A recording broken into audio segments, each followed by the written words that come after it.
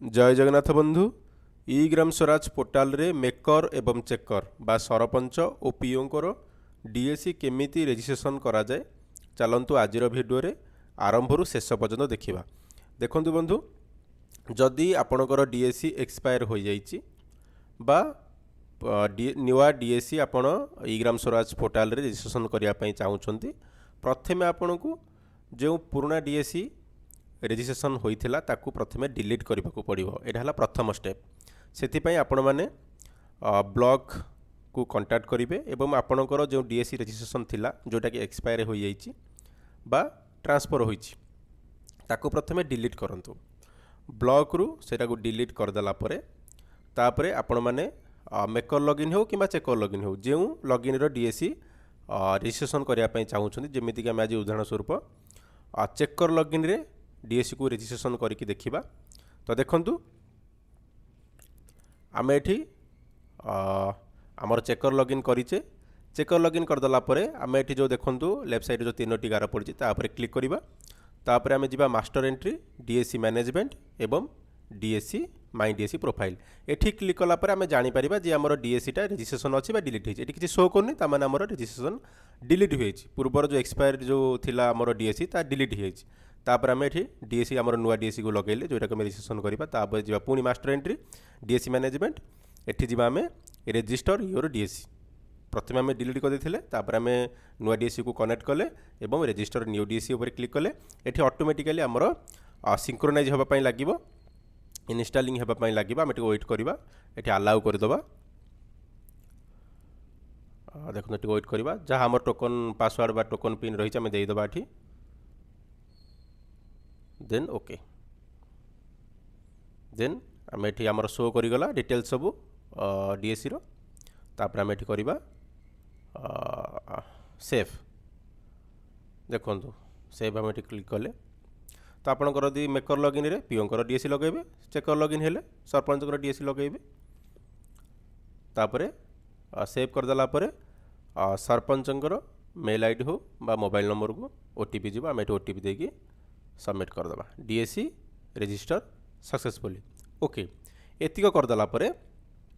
आमर नुआ डीएसीटा बर्तमान कौन रेजिस्ट्रेशन हो गला ताको आम अप्रूवाल करवा अप्रूवाल करने आम पुणी ब्लॉक को कांटेक्ट करवा एवं हायर अथॉरिटी द्वारा आम डीएसी को अप्रूवाल दबा देखो आम जब मास्टर एंट्री जाऊे डीएसी मैनेजमेंट जाऊे माई डीएसी प्रोफाइल रे बर्तमान आम चेक करें आमर ये किसी शो करूला बर्तमान आम ये जो डीएसी बर्तमान रेजिस्ट्रेशन कले आमर बर्तमान ये शो कला किंतु स्टाटस रे देखो ये देखा पेंडिंग अर्थात आमर भेरिफिक रेजिस्ट्रेशन हो गला किंतु सेटा अप्रूवाल होना तो से जमी आम कहले आम ब्लॉक को कांटेक्ट करवा एवं ब्लॉक हायर अथॉरिटी द्वारा ताको अप्रूवाल करवा अप्रूवाल जेपर्यंत करने आमर एमती डीएसी नॉट रेजिस्टर और अप्रूवाल शो करिवो तो जिते आमर अप्रूवाल हो यहाँ आमर यही एररटा शो करिवो नाही तो निश्चित भाव में बर्तमान आम अप्रूवाल एठी करे दौचे देखो पुनर्बार आम पुणी एठी आमर अप्रूवाल हो जाइए पुनर्बार आम पुणी एठी लॉगिन कले चेकर लॉगिन कले देखो एबे आम जीवा चेक करने जे आमर अप्रूवाल होइछि कि नाही एठी मास्टर एंट्री जीवा देन जीवा डीएसी मैनेजमेंट माई डीएसी प्रोफाइल जमी आम कही ये चेक करें देखो ये आमर स्टाटस बर्तमान अप्रूव्ड एंड डिजिटल साइन देखा ताने आमर डीएसी जो पेंडिंग देखा स्टाटस रे बर्तमान यहाँ अप्रूव्ड देखा अप्रूवाल हो जाइए तो निश्चित भाव में बर्तमान आम पुणी होम पेज को जावा आम ये डीएसी साइन करवा यहाँ आमर थर्ड काम जमी देखो आम गले DAC master entry DAC management तापर आम जावा जेनेरेट डीएसी यार ऊपर क्लिक करवा जेनेरेट डीएसी ऊपर क्लिक कलापर आमर एठी जेते भी स्कीम अच्छी आमर सीएफसी बा एसएफसी ये शो करवा आम गोटे गोटे सिलेक्ट करी एठी जेनेरेट डीएसी ऊपर क्लिक करवा जमीक आम एठी 15 फाइनेंस कमिशन एवं 5th फाइनेंस कमिशन एठी गोटे गोटे कर क्लिक करवा एवं जेनेरेट डीएसी ऊपर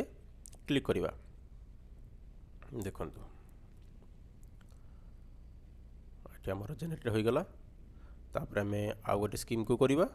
जेतुटा स्कीम आपणकर शो करुँची आपण जेनेरेट डीएसी कर दियंतु।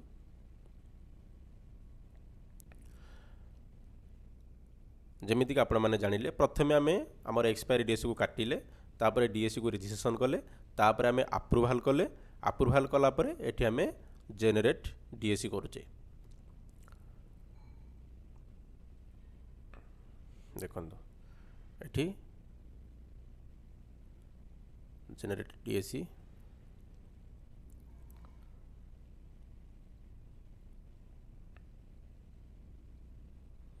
जेतुटा स्कीम आमर शो करुँची एठी आमर जेनेरेट हो गला परे आमे ताकू पुणी कौन करिबा पुणी जिबा आमे मेनू को जिबा देखंतु मास्टर एंट्री डीएसी मैनेजमेंट तापर आमे जिबा जेनेरेट डीएसी कर देले तापर आमे जिबा साइन जेनेरेट डीएसी यार ऊपर क्लिक करिबा। तो आमे जो डीएसी को जेनेरेट करथिले फाइल को ताकू बर्तन आमे कौन करिबा ना आमर डोंगल कनेक्ट करी ताकू आमे साइन करिबा। जमीक आमर ये जेतुटा आम स्कीम करथिले से समस्त स्कीम आमर शो कला आम क्लिक करिबा एवं से फाइल को आम साइन करिबा अप्लाई डिजिटल सिग्नेचर देखंतु तापर हम पिन दे दवा ओके ये भाया आप जेतुटा स्कीम डीएसी जेनेरेट करथिले बर्तमान ताकू आम साइन करदबा। तो मान रहा प्रथमे आम आमर डीएसी काटिले डीएसी ब्लॉक तरफ डीएसी को काटिले तापर आमर नुआ डीएसी को सिंक्रोनाइज कले बा रजिस्ट्रेशन कले तापर पुणी ब्लॉक हायर अथॉरिटी द्वारा आम डीएसी को अप्रूव कराइले अप्रूव कला परे आम डीएसी जेनेरेट कले डीएसी जेनेरेट कला परे ताकू साइन कले जेनेरेट डीएसी साइन कले एतिक हो गला परे सॉरी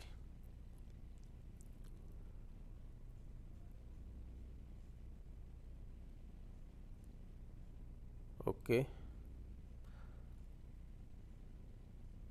कन्फर्म साइनिंग